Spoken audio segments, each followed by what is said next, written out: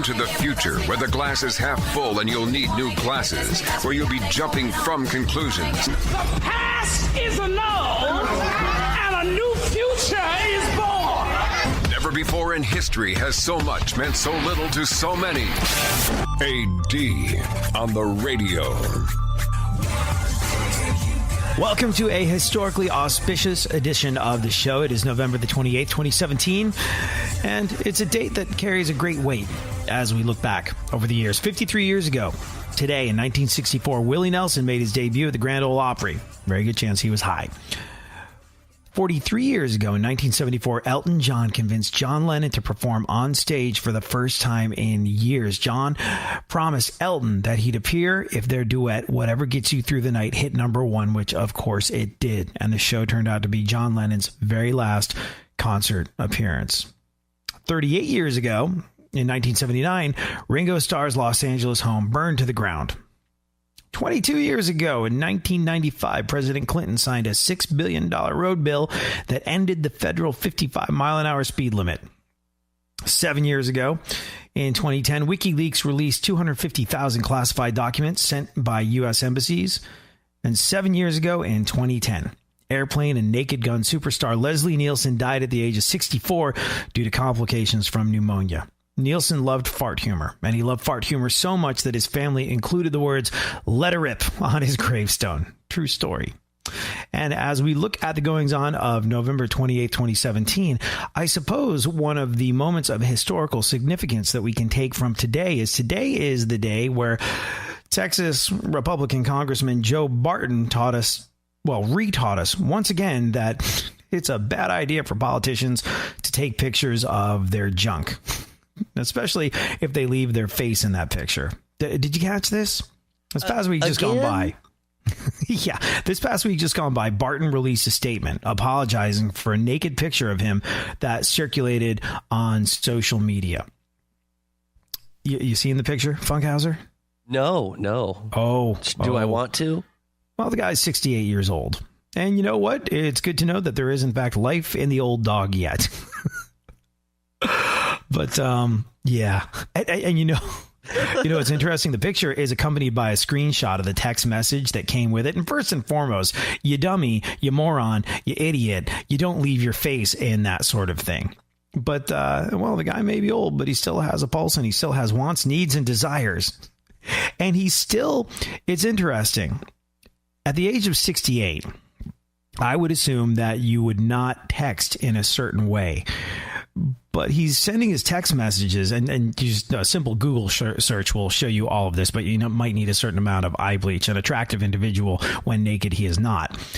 But the accompanying text message that came with his naked picture of him, in which you clearly see his face, he says something like, "I want you so bad," but he uses multiple O's on the "so." Like, I thought that was something nobody over the age of 40 did. It's just like, oh man, this is so cool. SOOO. Well, he was like, "I want you so bad." 68-year-old congressman. There you go. Anyways, he released a statement apologizing for a naked picture of him that circulated on social media, saying, "While separated from my second wife prior to the divorce, I had sexual relationships with other mature adult women. Each was consensual. Let's not get it twisted here. Those relationships have ended. I am sorry I did not use better judgment during those days. I am sorry that I let my constituents down." Barton's ex-girlfriend was sharing those images after the relationship ended, and he told the folks over at Washington Post, "When I ended that relationship, she threatened to publicly share my private photographs and intimate correspondence in retaliation." And we don't know if it was the girlfriend or if it was somebody else who got a hold of the pictures, but they were tweeted out, and Ted Cruz and Donald Trump were both tagged in the posts. 10 out of 10 for creativity and style in that respect. But while we can all chuckle, we also have to be aware of the insane double standard here. Could you imagine the outrage from the media if the sexes were reversed? See, this is not legal. Texas passed legislation in 2015 making revenge porn a Class A misdemeanor. defining the crime as posting sexual or nude images or videos of non-consenting adults. Images taken by consenting adults with a reasonable expectation of privacy constitute revenge porn when distributed without the subject's consent. In other words, Funkhouser, if you get all sorts of busy on what's your dating app of choice these days? Is it Bumble? Oh, is sure. it Tinder? Okay. What is it? All of them combined. All of them. Well, if you were foolish enough to send naked pictures of yourself and you start a relationship that eventually goes bad and she posts them to the internet, well, that's called revenge porn, and that is a crime. And, well, it will be interesting to see how this one plays out.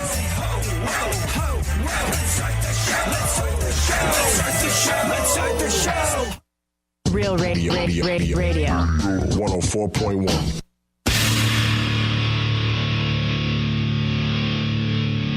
Where the left and right come together for fundamental truths. AD on the radio, on Twitter at ADSXE.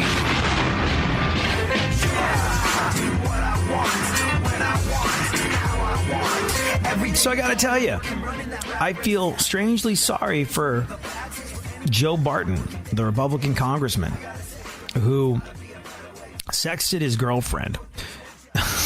And these wildly unattractive photos of him naked, which he very foolhardily left his face in, were floated on the interwebs. Because really, he did nothing wrong. At least according to his story, he said while he was separated from his second wife, prior to his divorce, he had sexual relationships with other mature adult women. Each was consensual. Those relationships have ended. I'm sorry I did not use better judgment during those days. I'm sorry that I let my constituents down. I don't know if he did let his constituents down, because there's nothing wrong with what he did. I mean, look, it was wildly foolish of him to leave his face in those pictures. But ultimately, I don't think there's anything that crosses a legal boundary there. Now, where the legal boundary was crossed, where the crime was committed, is that these pictures and their sharing of them by an ex-girlfriend, we think, that absolutely constitutes revenge porn, which is illegal under state law in Texas.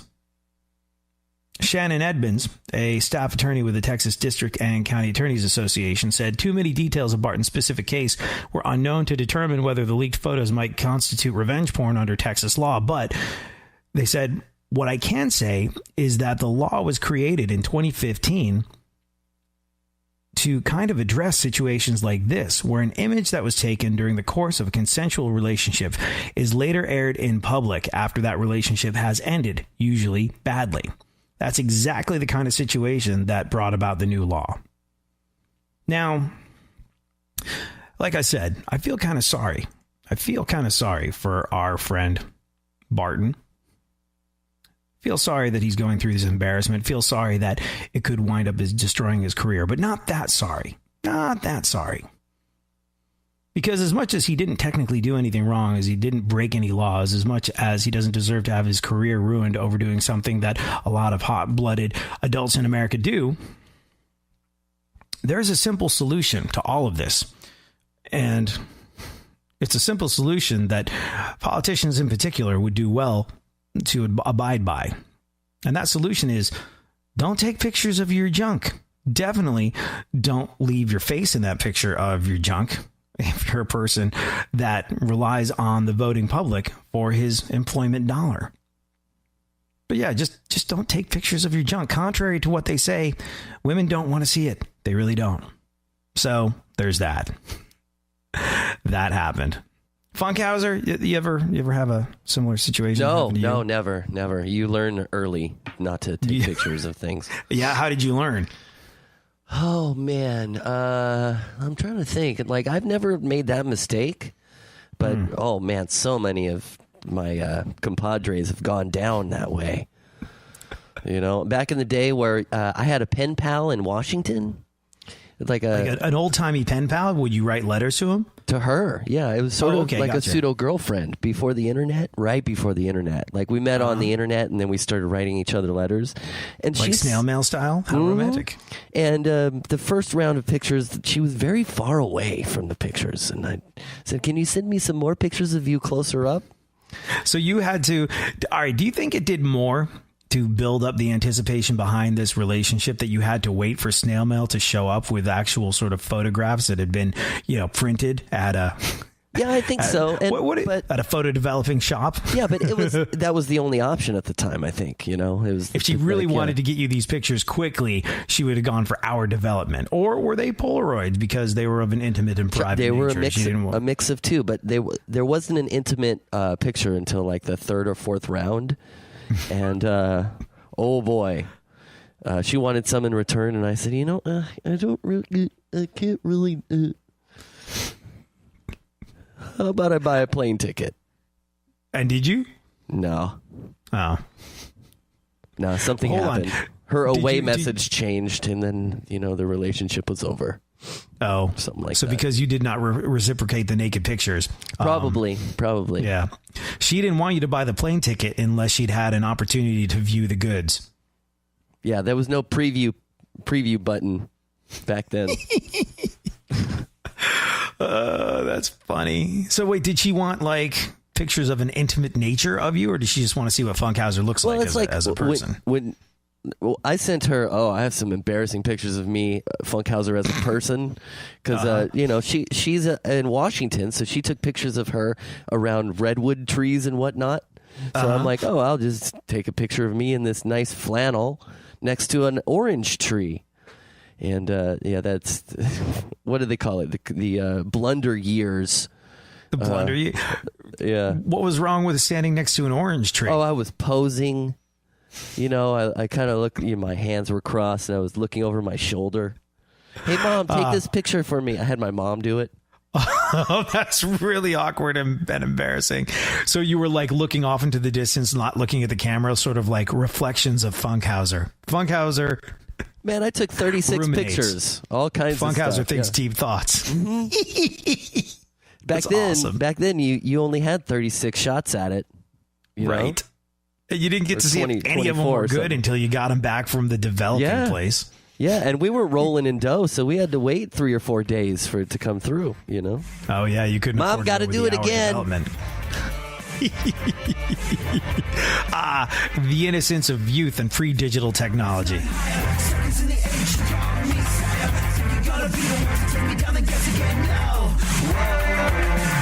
Money making skills on the mic.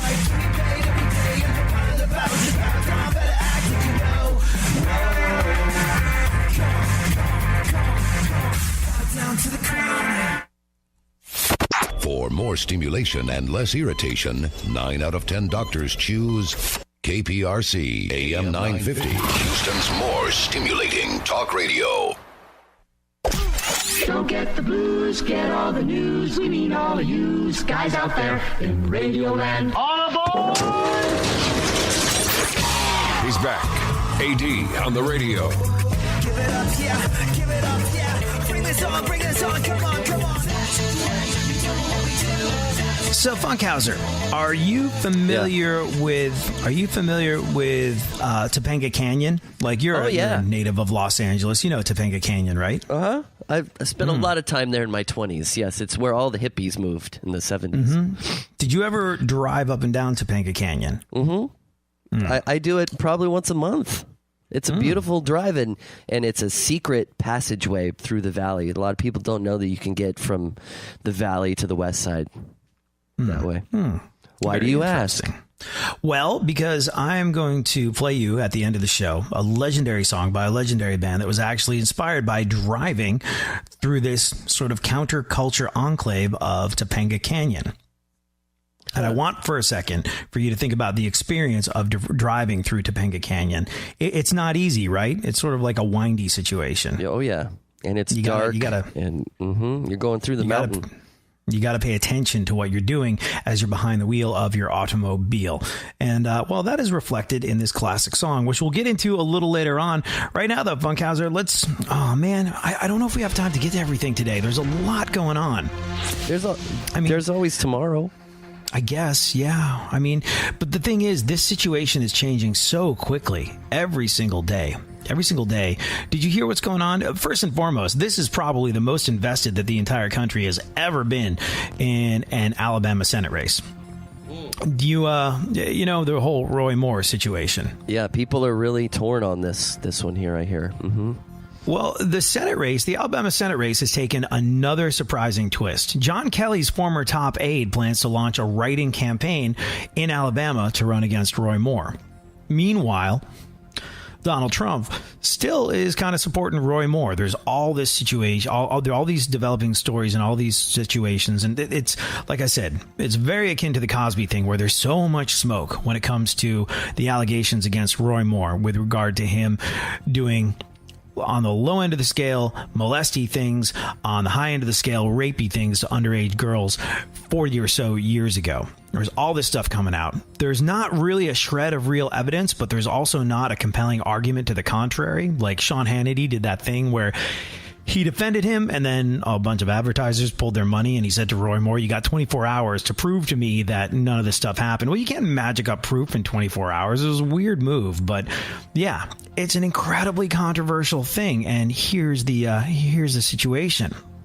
If you're counting, the Senate majority is, well, decided by 2 Republicans. Now, one of those is not really something that Republicans can count on, because one of those is John McCain.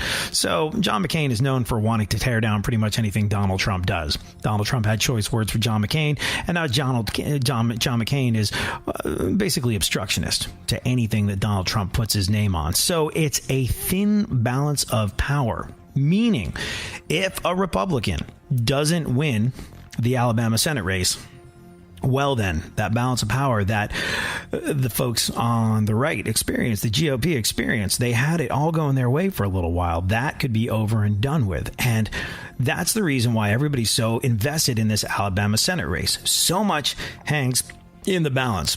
And Roy Moore, who was a bit of a folk hero in Alabama, looked set to walk off with the thing, has had incredible amounts of doubt and aspersions cast over his character and his fitness to be in any way, shape, or form a public servant that makes his money off of our hard-earned tax dollars. So it's a fascinating situation. And it recently took another twist. Like I said, John Kelly's former top aide plans to launch this write-in campaign against Roy Moore. It was a little over 2 weeks before Alabamans vote for a new senator. And this dude, Lee Busby, he's a 60-year-old retired Marine colonel from Tuscaloosa.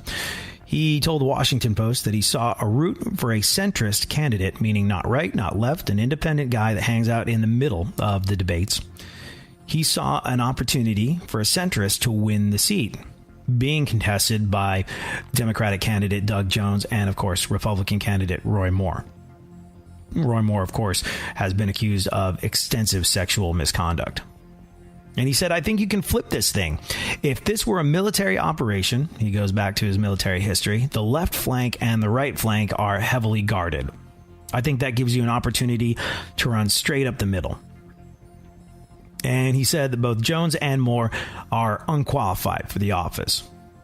And he said he didn't know or have an opinion about the truth of the accusations against Moore, but he said they had created enough distaste in his mind.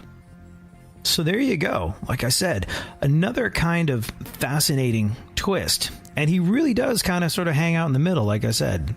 He supports efforts to lower taxes.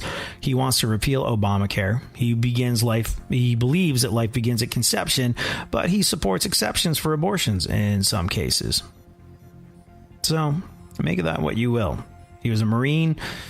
He was an officer in Iraq. He trained soldiers as a defense contractor in Afghanistan. He was vice chief of staff for Kelly when Kelly was a 3-star Marine Corps general in charge of that service branch's reserve. And he's running as an independent centrist. So yeah, like I said, took an interesting twist just now. But I mean, he's got to really put some gas on this thing if he plans to make any kind of difference. I mean, the special election is when, Funkhouser, do you know? December 12th, right? The special election takes place December 12th. And he spent, I think, he said that he spent the Thanksgiving weekend working on a logo and looking into campaign fundraising requirements. So he's got a lot to accomplish in a very small amount of time. But you know what? He might just hit on a golden opportunity there. And if he is running as an independent centrist, that makes things very, very interesting, because that's not a vote anyone can count on. And I don't know. I don't know if Donald Trump wants that. I don't know if people on the right want that. If he can be, I mean, look, he sounds fairly right-leaning in most of his thinking, but a moderate right-leaning kind of guy. So in theory, you would imagine that 9 times out of 10, the Republicans could count on his vote. But in other instances, he might be swayed to vote with the left. I don't know. But it would be a feather in the cap of clear-headed thinking and cooler heads prevailing if somebody that wasn't running on the extreme right or extreme left managed to make some headway. Because right now, you've got to just be a fringe wackadoo to make any kind of noise for yourself in the world of politics. If you operate from a place of common sense and listening to other people's ideas, you are dead in the water, my friend. And something like this could signal the beginning of the end of that kind of thinking, which is, well, it's a good move.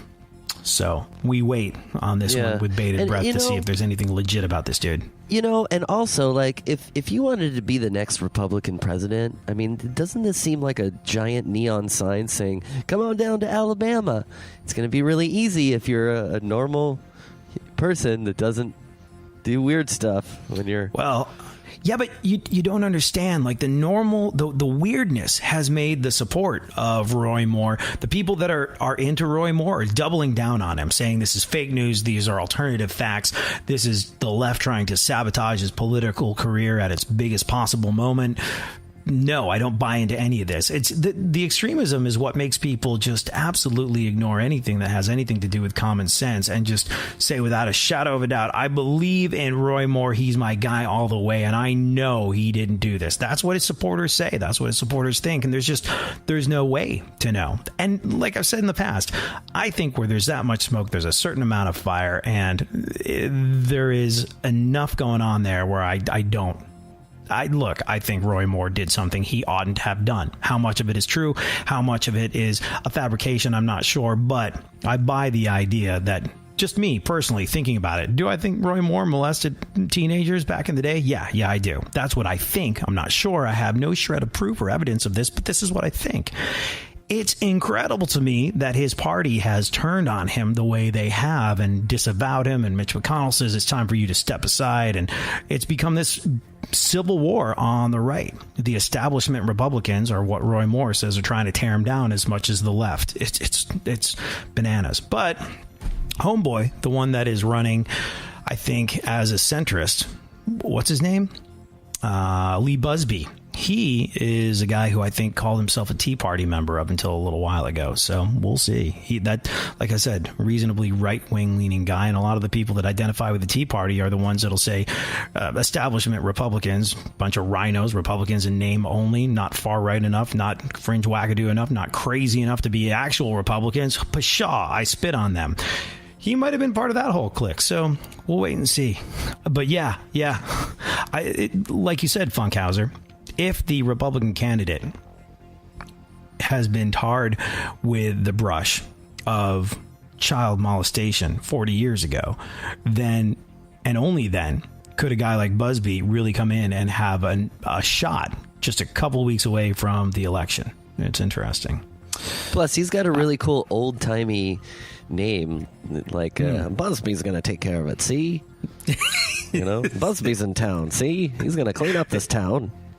It is appealing. He's a military man, and I like the cut of his jib, and he's got the right stuff. And Busby's he's got shoes on the ground. We like Busby for Senate.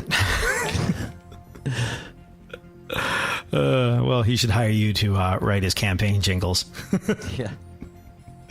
Who's the man? It must be Busby. Must be Busby. Must be Busby. That's good. It's good. think you've hit on something. All right, Funkhouser, let's do some news. The proposed Senate tax bill calls for cutting taxes on alcohol. Turns our deficits red and our livers gray. Who says Steve Bannon still doesn't shape policy? Go on. Senator Al Franken returned to Capitol Hill yesterday and acknowledged that he let a lot of people down. Yeah. Here's the thing, though. No matter how many times he apologized, for some reason, nobody wanted to take a picture of him. He's a disappointing individual. Apparently, there's all this other stuff that's fixing to come out about him. He said he's not going to bail on his gig. He's going to remain active in the world of politics. But I don't know. There's supposed to be this second wave of scandal that's about to hit him. Second wave. That could wind up washing him out of the picture. We should come up with a word, like, remember the fappening? We should come up with, like, a phrase of this happening. The Frankening? The Frankening. Yeah. The White House Christmas decorations are up. Did you see them? Yeah, I saw them. They're almost up. The three wise men are being subjected to extreme vetting before they're allowed to be part of the nativity scene, but they're about to be up. I'd like to recommend the replacement for the wise men. Okay. He's the wisest man I know, this guy right here. The official... I like wise men who know how to get there without having to follow a star, okay? A good wise man should know where he's going at all times. And what is this mirth? What is this mirth? All right? We don't need this mirth. Let's get rid of it. Probably comes from China. I think that, we're involved in horrible myrrh deals. Frankincense, gold, and myrrh. People are bringing them across the border. We should be producing our own myrrh, certainly our own frankincense. Why do we need this from China? Really? Yeah, I think we need to buy American myrrh. I'm not going to be outsourcing myrrh production jobs to Mexico. They're going to happen right here in Michigan. Myrrh. The myrrh. It would be so great. The myrrh strike has hit just Southern the way California. Donald Trump would say myrrh. Yeah. Myrrh. Keep following that star. What's going on? Yeah. The official White House gingerbread house was made with 300 pounds of dough. Oh, so including Trump, there are now 2 large white doughy masses inside the White House. Good stuff. And they're all drinking now because alcohol is cheaper. Right. The White House is thinking about banning personal cell phones. Oh, no kidding. Banning personal cell phones in the White House. You know, I could kind of see that because there's so much a cell phone can do. And it's like this weird thing where it's almost like the technology is developing faster than the rules to regulate it. Like, do you remember that conversation we were having about smartwatches a little while ago? Yeah. So where you live in the state of California, Funkhouser, if you are on your phone, if you are seen to be looking at your phone or operating your phone while you're driving, you can get a massive ticket, right? Like a couple $100. Oh, yeah. Uh-huh. It has to be hands-free, and you only have to have one earbud in now. Mm-hmm.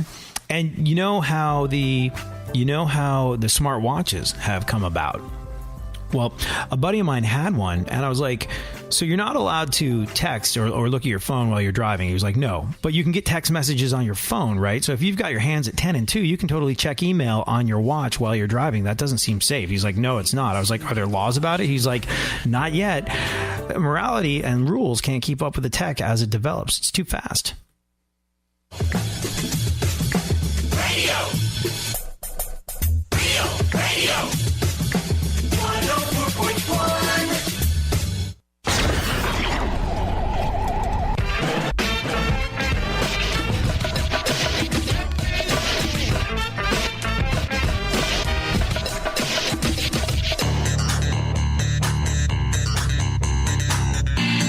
Now, more AD on the radio. Back once again, the ill behavior. Delivering and giving you a musical savior. Back once again, it's your boy AD, and can't nobody rock a body better than me. Back once again. So, super producer to the stars, Barry Funkhouser, is a native of Los Angeles and a man who has driven Topanga Canyon numerous times, right? Oh, yeah, once a month at least, yeah. It's commutable. So, you know, it's a difficult drive, though. It's twisty, it's turny. It's an adventure. It's like winding. out of a car commercial, you know? The new Infiniti QXI. You got to pay attention to your car and the road that it is on. And I'm going to play you a song, a classic song. recorded by a massively influential band toward the end of the show that was inspired by driving to Topanga Canyon. Which song? Have a guess. See if you're right. We'll get into it a little later. Right now, though, let's continue what remains of the news. It was interesting. We didn't quite get a chance to finish it up, but the White House is thinking about banning personal cell phones. And, like based on that whole argument of the smartwatch, the technology, there's a new app that comes out every single second that can do a different thing that could jeopardize any number of matters of national security, I would imagine, with cell phones. And so because it's so hard to keep up with that sort of stuff, like you would like to think when it comes to national security, we could compete with a cell phone, but they're these incredibly powerful things now. Do you remember in the early 2000s, Funkhouser, when everybody was getting their first versions of Pro Tools? Yeah, So, I remember a buddy of mine, producer guy, got this laptop and he was like, you want to hear something crazy? I was like, what? He's like, I have to declare this computer when I travel with it because of the operating power it has. It could be used for, stuff that they don't know. So they don't want it weaponized. I'm just using it for music, but it's a computer so powerful. And this was in the early 2000s, so it's probably a useless paperweight at this point in the game.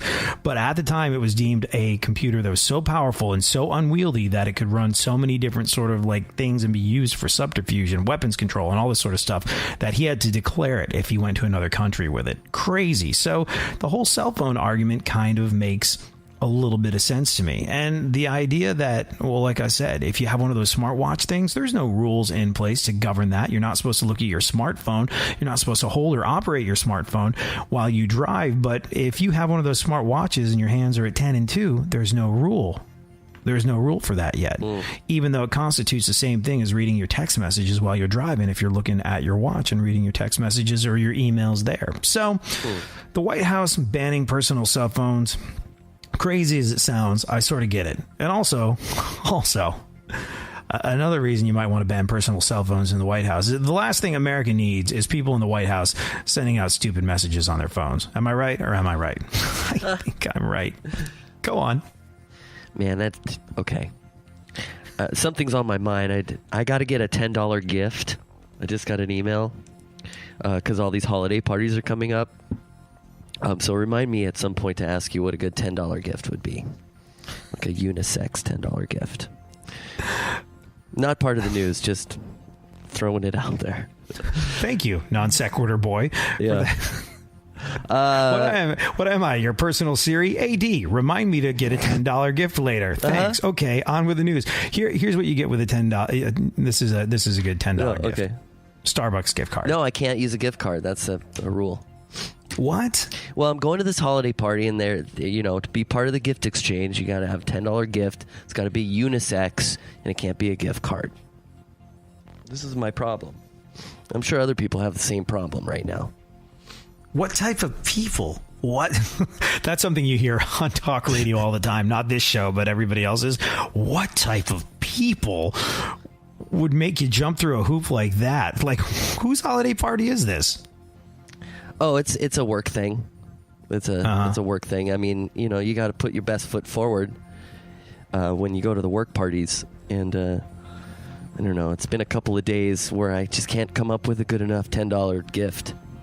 It can't be a gift card. That's the hardest part of it. Get your favorite book on paperback. In paperback. Because hardcover is going to be way more expensive than that, right? Yeah. Check out The Nerd. Yeah, but that's kind of a personal thing. I would get somebody a P.G. Wodehouse book and be like, this is my favorite author of all time. I don't care who you are, what you perform around the office place. If you read this, your life will be a better thing for it. I'm so jealous of you because you get to experience P.G. Wodehouse for the first time. Merry Christmas. And I think that would be a slam dunk. Because here's the other thing. No one's going to complain about it. Because, A, they might actually do the right thing and read the book and it's going to be awesome. B, are these entertainment people? Yeah, I think so. Yeah, kind of. Sales and stuff. All right. No pretentious entertainment industry person is going to admit that they're disappointed by getting a book. They're all going to default to, I love to read. I read so much. I love literature. Thank you. I'm always looking to discover something new in the world of the written word. Fantastic. Oh, can't wait to dive in. That's what they're going to say. They might never read it. They might not actually be a reader, but no one's going to admit to not being a reader. So they're going to be like, oh, what a wonderful personal gift. And I can't wait to read it because I definitely read, books and stuff. So I think that I answered your question. Yeah. Because last year I got a car wash kit. And that didn't go over very well, so I want to do better this year. So, well, the problem with getting a car wash kit is that literally screams, "I got this at a gas station on the way because it was the only place open." Even if you thought it out, even if you went and you spent time fastidiously perusing the interwebs for the very best car wash kit, everybody just thinks you picked it up on your way because the gas station was the only thing that was open. Yeah. So I need to do better this year. So you can't be like, who likes wiper blades and lemon scented air freshener? You do. No one. It would have worked. Thrilled by that. I'm telling you, man. Go with the book. All right. President Trump's White House ethics lawyer has resigned. Trump's shocked. He didn't know he had an ethics lawyer. Go on. Prince Harry is engaged to his mixed race American girlfriend. What? Also, she's already had a wedding, a marriage too. She's if this doesn't kill Queen Elizabeth, nothing will. This is like a real sort of moment of historical significance because it's the first royal to ever marry an American. And it's definitely the first royal to ever marry someone that wasn't completely and utterly 100 million% white. So, yeah, like I said, if this doesn't kill Queen Elizabeth, nothing probably will. There goes Prince Harry upsetting the apple cart.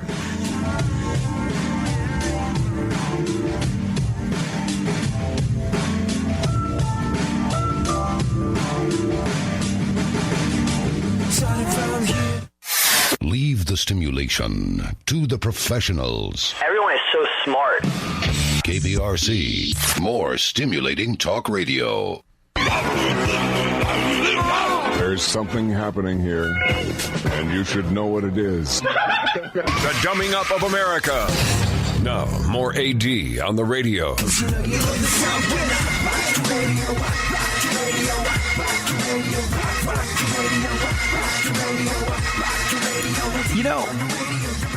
Prince Harry getting married is just it's one of those things. And look, I'm English, dual national. I think I get some kind of say in this, but to be freaking honest with you, I do not understand why British royalty is allowed to exist. And it's one of those things that it would just take forever to tear down. But the amount of inherited wealth that the royal family has in England is more or less enough to solve world hunger.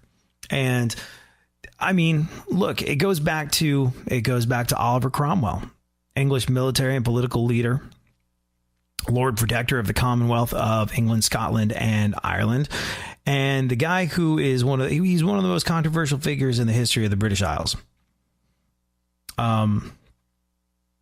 And he was the one who, well, he overthrew the king. He was the one that went, hey, man, I'm going to lead a revolution against the royalty, meaning you will now no longer have any political power. You're still going to be allowed to sort of like exist. This will be a thing. We'll respect the idea of royalty. But really, the idea of you having any real power in England is over. And so that happened. What year? This happened in the 1600s. He entered the English Civil War on the side of the Roundheads, the parliamentarians, the folks that wanted to overthrow the royalty and give power to the people through government. Roundheads? Oh, yeah. They were called Roundheads because, well, it was the English Civil War, and the helmets that the parliamentarians wore were round in nature, so they were called Roundheads in battle. Anyways, that happened in, like I said, the 1600s, and the idea that they overthrew the monarchy in England yet still allowed them to exist, and they're still around today, and they still own all the land, and they still essentially do nothing, and they're still the richest people on the face of the freaking planet, and have an amount of money and property that, when sold off, could, like I said, essentially end world hunger and fix the vast majority of England's problems. The fact that royalty is still a thing kind of boggles my mind. And I guess, you know, the interesting thing about royalty is there's enough of it that makes the people of England feel good, or they make enough people feel good by their existence, their figureheads, their leaders, their, in some way, shape or form, something that the people of England can hang their hat on. So they still exist. But the fact that they still exist when they are such a tremendous drain on a country is, well, I don't know. Maybe I'm saying things that I shouldn't say here, but it's just the idea of Prince Harry getting engaged just boggles my mind, because I'm like, they still have, okay, all right, royalty's still a thing. And it's 2017. And they were unseated from power in the 1600s. How is this a thing? I don't know. I do know this, though. We should continue with the news, Funkhouser.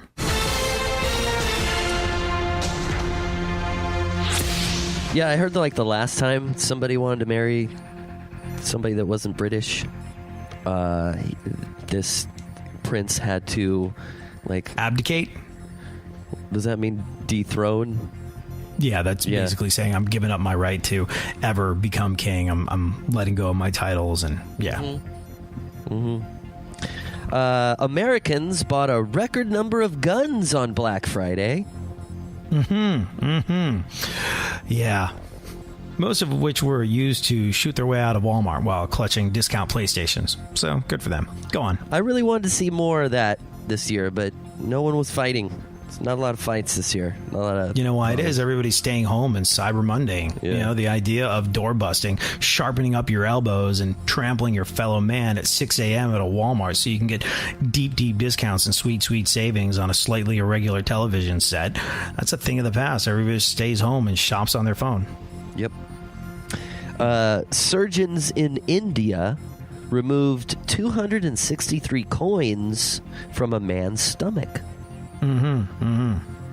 So, yeah, the man was almost nickel and dimed to death. Okay.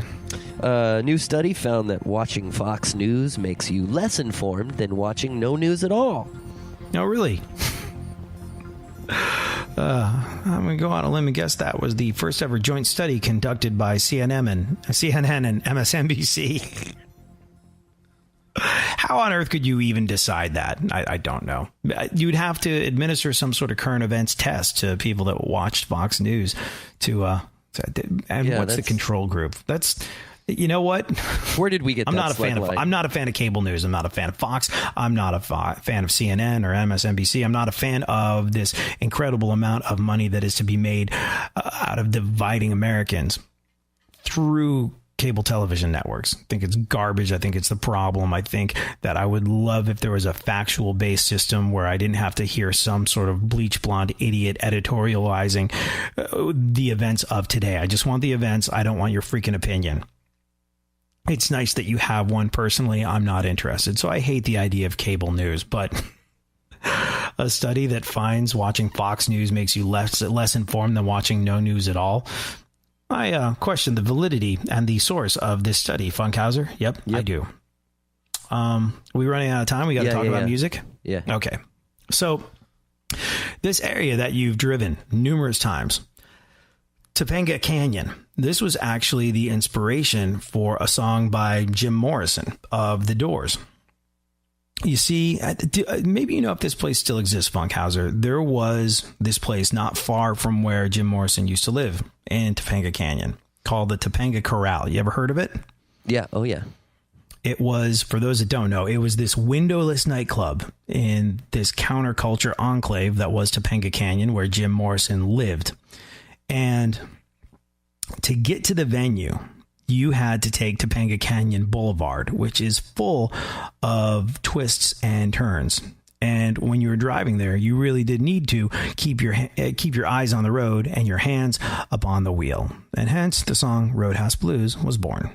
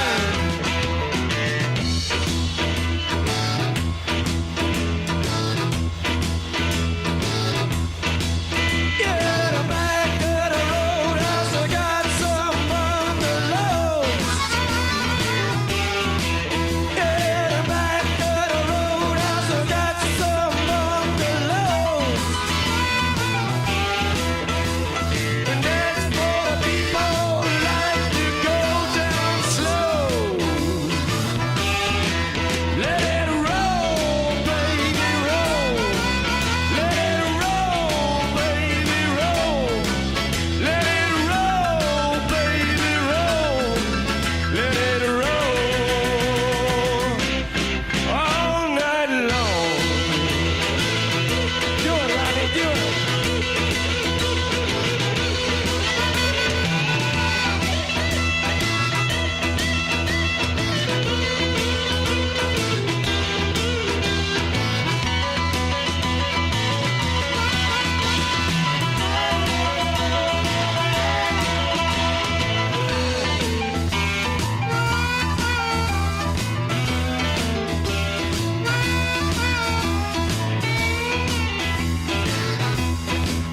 You gotta roll, roll, roll. You gotta thrill my soul. All right. Roll, roll, roll, roll. I feel my soul. I gotta be for ganja chucho. Hong Kong, Kong, ganja. Asia, Puna, Nature. Papa, Lula, Lichao, Papa, Lichao. He's on Kong, yeah, right.